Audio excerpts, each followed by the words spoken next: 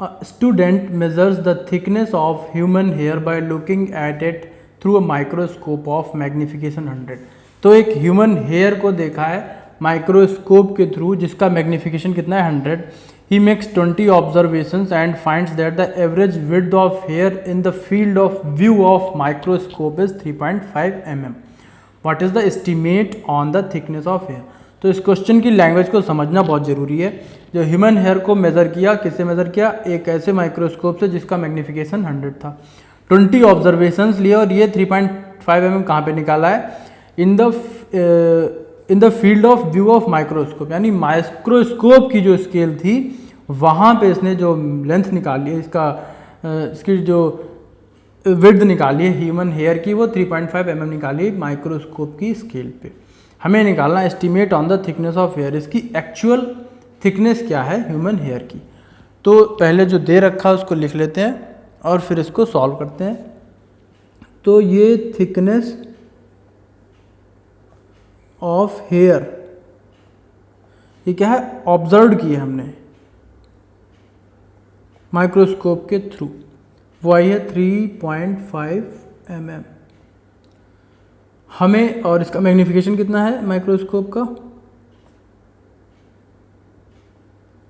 Magnification है 100। ठीक है, हमें निकालनी एक्चुअल थिकनेस।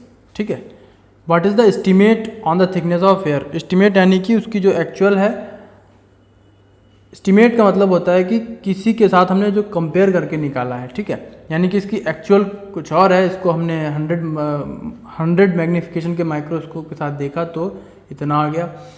इसको कॉमन सेंस से भी समझ सकते हैं कि ह्यूमन हेयर की विड्थ 3.5 mm तो हो नहीं सकती, तो इसीलिए एक्चुअल पूछ रहा है। मैग्निफिकेशन का फार्मूला क्या होता है,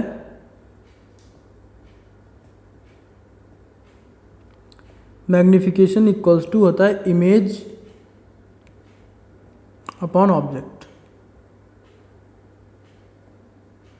या एक्चुअल कह लें इसको। ठीक है, जो हमें एक्चुअल दे रखी होती है। ठीक है, जो हमारी इमेज आई है, जो भी उसकी क्या कहते हैं डायमेंशंस होंगी या यूनिट होगी, लेंथ में लेंथ होगी, लेंथ ही होगी, मैग्निफिकेशन आएगा। ठीक है, और अपॉन ऑब्जेक्ट जो भी एक्चुअल था, यानी कि एक्चुअल अगर छोटा रहा होगा, इमेज बड़ी आएगी तो मैग्निफिकेशन ज़्यादा आएगा।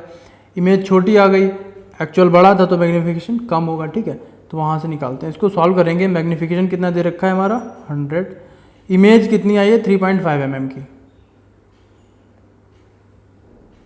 और एक्चुअल हमें निकालना है, उसका एस्टिमेट हमें निकालना है। तो एक्चुअल इधर चला जाएगा, ये इधर आ जाएगा, तो यहाँ पे लिख लेंगे सो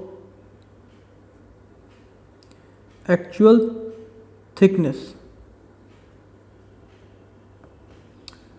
3.5 अपॉन 100 इक्वल्स टू, इसको जब सॉल्व करेंगे तो डेसिमल 2 नंबर शिफ्ट हो जाएगा, तो 0.035 mm।